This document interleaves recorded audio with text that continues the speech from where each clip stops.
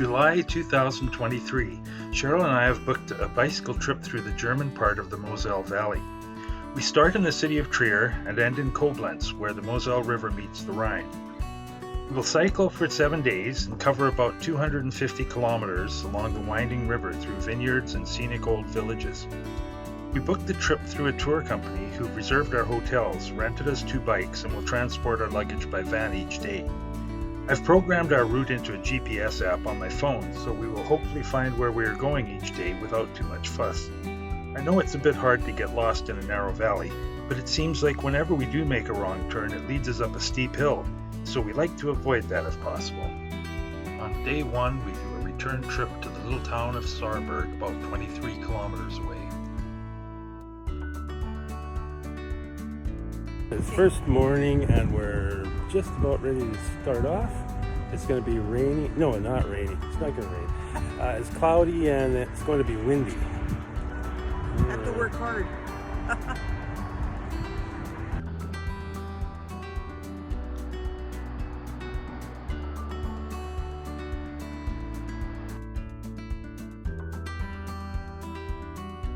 On our way out of Trier, we stopped at the ancient Roman gate, then wandered through the old town to pick up some food and water for the day.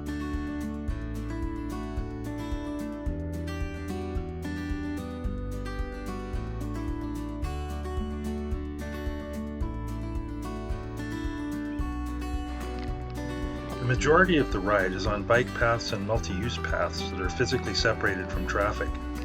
When the route does go onto a road, it's usually a side road or a quiet country road with very little traffic. We found that the cars that use these quiet roads are very attentive to cyclists, pass slowly and carefully, giving us lots of space. So even though the roads can be very narrow, we always felt very safe while riding. The road surface varies a lot, from asphalt to cobblestone to brick and even occasional stretches of gravel. All are pretty smooth though, and quite comfortable to ride on.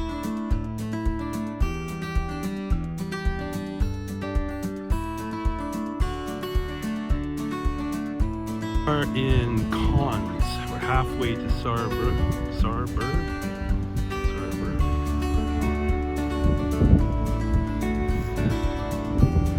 The weather's not that great, but it's warm. Just a little windy. Hi, Cheryl. Hi.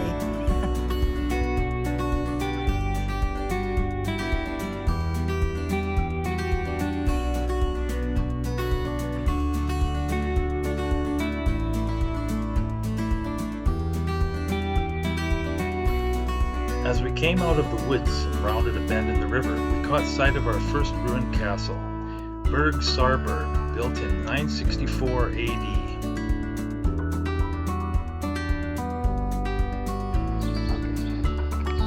When we reached Sarburg, we were faced with a short, steep climb up to the town square above the waterfall. We got off our bikes and pushed, and we wouldn't be riding back down either.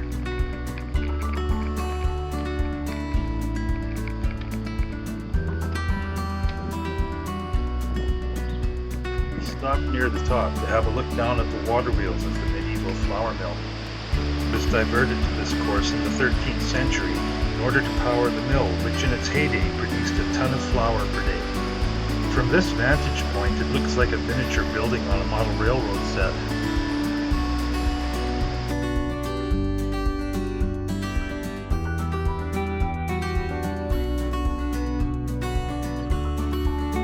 Just above the falls is a picturesque old town square full of shops and restaurants, where we stopped for a coffee and a huge plate of ice cream with peaches. We wandered around the old town for a bit before moving on to the next attraction.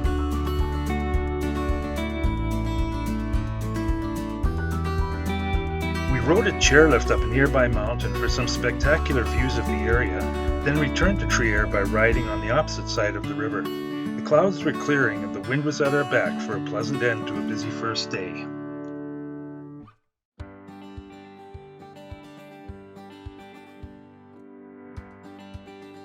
Today is a different kettle of fish.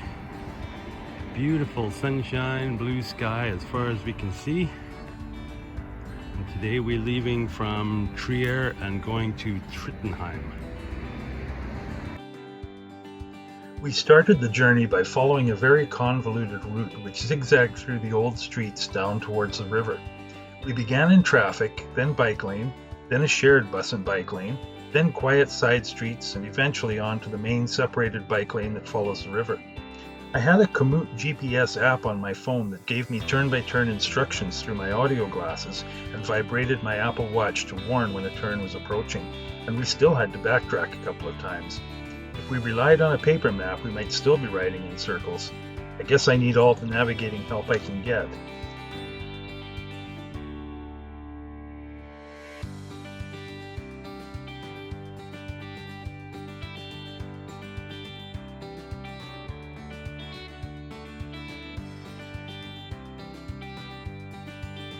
The path is quiet, calm, and cool at this time of day, weaving in and out of the trees and allowing us occasional glimpses of the water. We set an easy pace and enjoyed the scenery, stopping periodically to take in the view. We took a little detour in the hopes of finding coffee or ice cream and headed off the trail into a little village.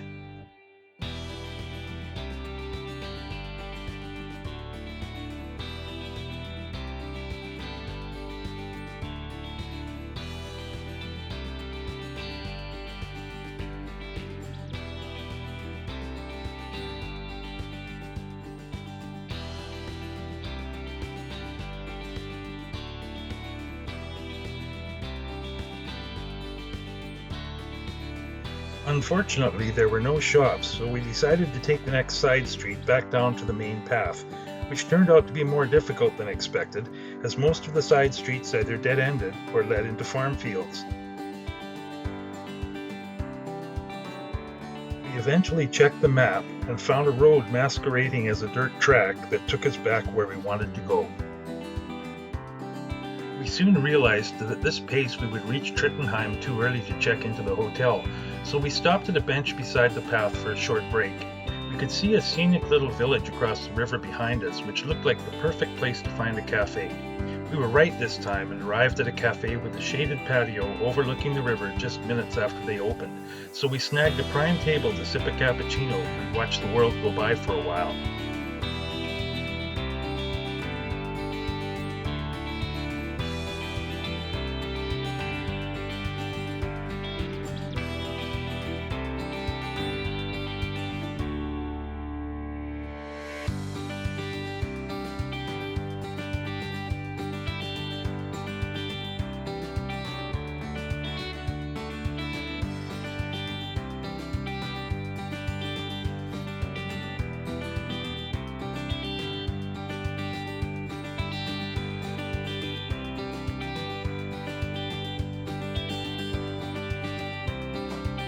We arrived in Trittenheim in the early afternoon and found Seminarshop restaurant and guest house.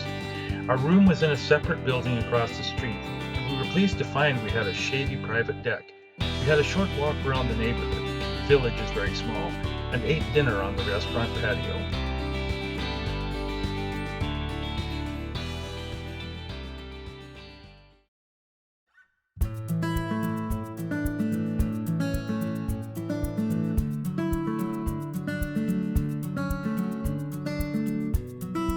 We were on our way by 9 a.m. under a clear blue sky and a forecast of hot weather for the next few days. The morning was very still and cool as the path led us right through the vineyards, so we stopped to photograph some clusters of the region's famous grapes basking in the sunshine.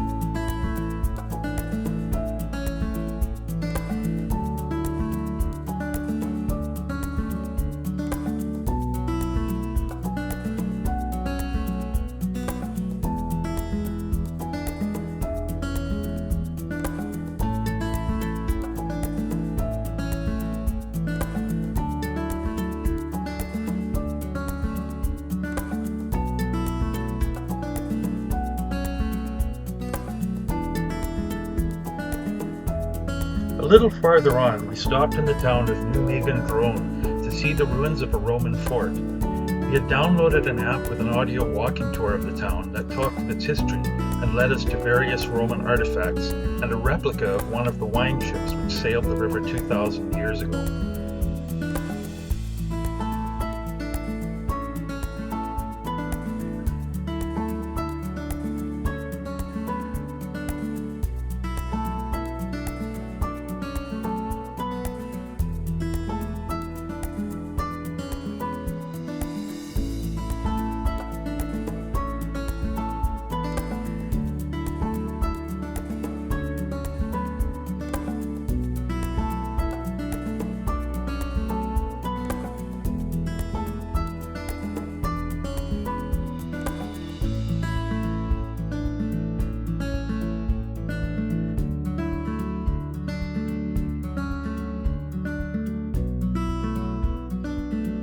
The Mosel River is very windy, so by following the riverbanks you pedal 3 or 4 times the distance you would if you traveled a straight line to your destination. For some reason our GPS decided to cut one of the corners in today's journey and sent us off up a hill on a farm track through the middle of the vineyards.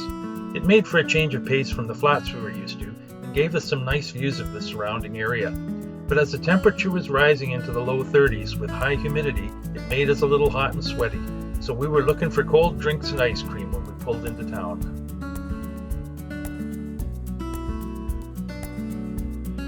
Bernkastel is a charming old village full of original medieval half-timbered houses. It is one of a very few towns that has survived intact through the centuries, untouched by flood, fire, or war. Our hotel was across the river in the twin village of Kews, and unfortunately also halfway up the hillside, so we were really hot when we arrived. None of our hotels were air-conditioned, but luckily they all had good showers.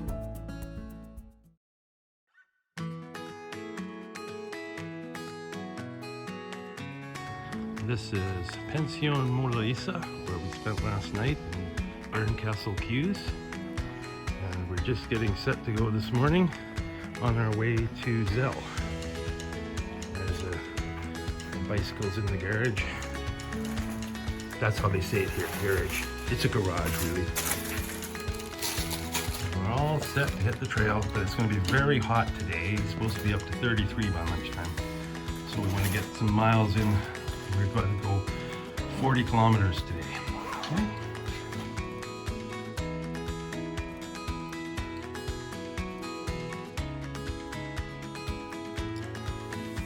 There had been a big electrical storm in the wee hours of the morning, and we were woken up at 6 a.m. by a crack of thunder so loud that the lightning must have struck close by in the neighborhood.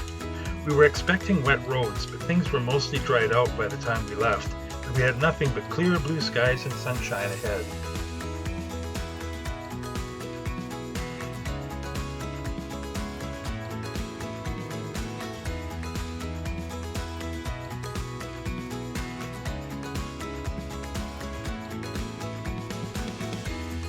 Today the path took us underneath the Mosel, a truly impressive looking highway bridge that spans the whole valley. It is 500 feet high and over a mile long, or seeing as how we're in Europe, 150 meters high and 1.7 kilometers long.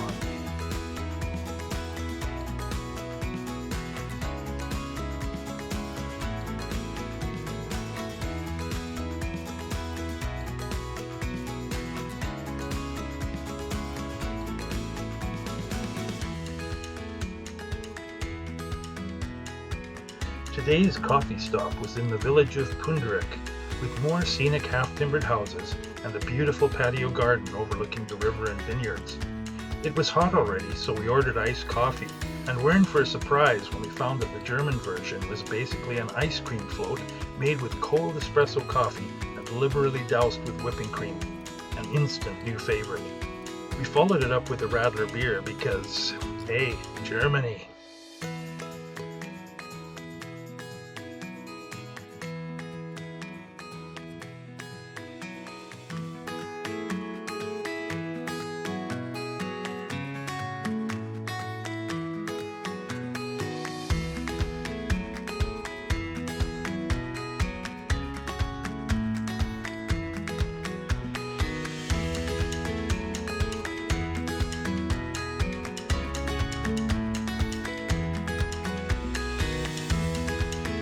Arrived in Zell, which is a long, narrow village with a main main street full of shops and restaurants.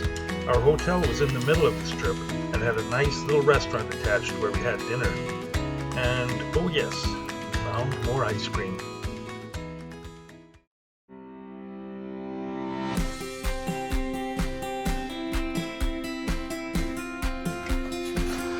Leaving Zell this morning, and we're going to Trittenheim. It's about 47.9 kilometers away.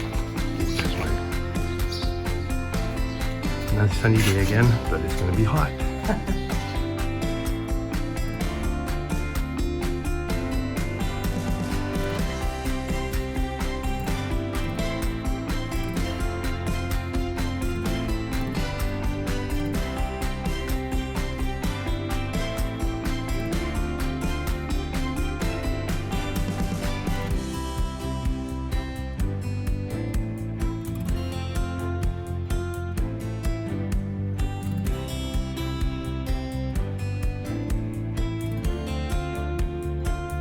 Mosel Valley is a popular spot for German and other European camping tourists and has a lot of sites for caravan camping, what we call trailers and motorhomes.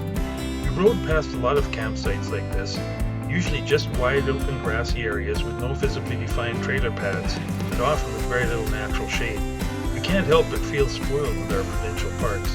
It's no wonder they attract so many German tourists.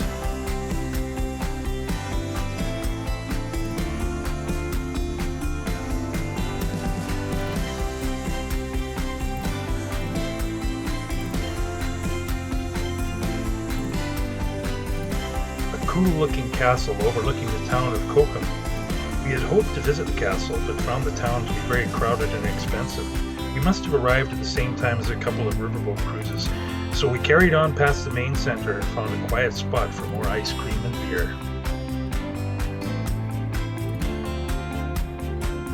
Germany was experiencing a heat wave, and midday and afternoons were very hot and humid, so we found we usually skipped lunch in favor of a big ice cream. The hotels we stayed at all included a terrific breakfast of bread, buns, cold cuts, fruit, and boiled eggs, served as an all-you-can-eat smorgasbord called Frühstück. We easily packed away enough calories to last us till dinner.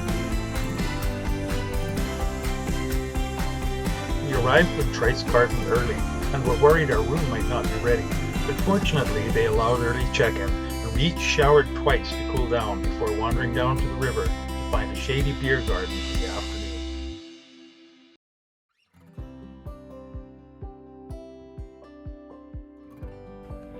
This morning is the last leg of our trip. We go from Trittenheim here to Coblence. Then we have 2 nights in Coblence and we'll go for a side trip on a little boat, biking boat. This is a nice little spot, a wine guest house, a nice restaurant and cellar. It's really nice.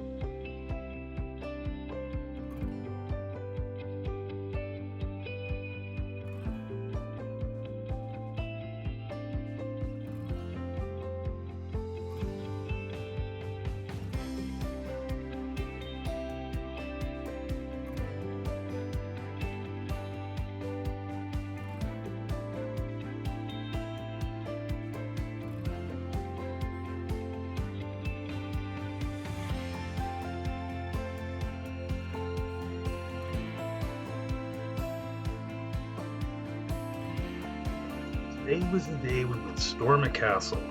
Burg Thorant is actually 2 castles in one. During the Middle Ages, the region's administration was shared by two bishops, one from Trier and one from Cologne.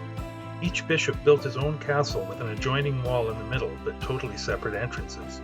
Over the centuries, the castles have fallen into disrepair, but in the last 100 years, one side became privately owned and has been restored and open to tourists. As with all castles, getting there by bicycle is the hard part. They're always built at the top of a hill. We were game to try and managed to get halfway up by bike, then walked up the steepest part for a visit.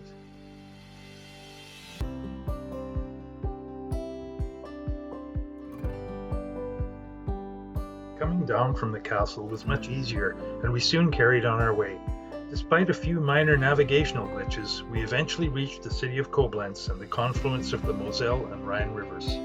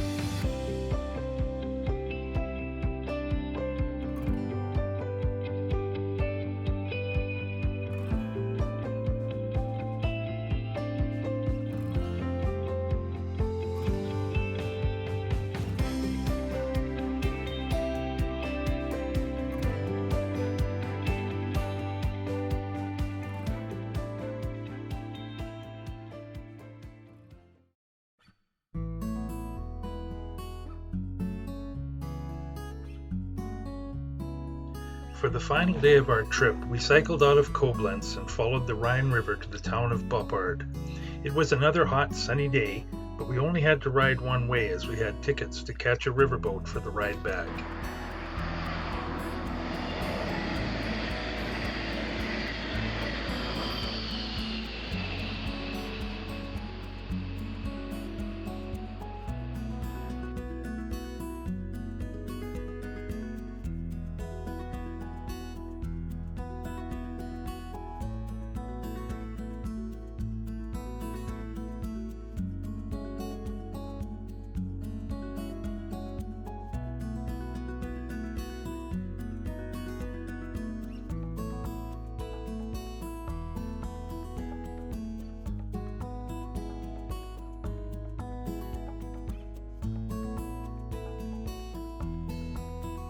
Boppard was another picturesque town where we were once again able to find a nice sidewalk cafe that served ice cream and beer.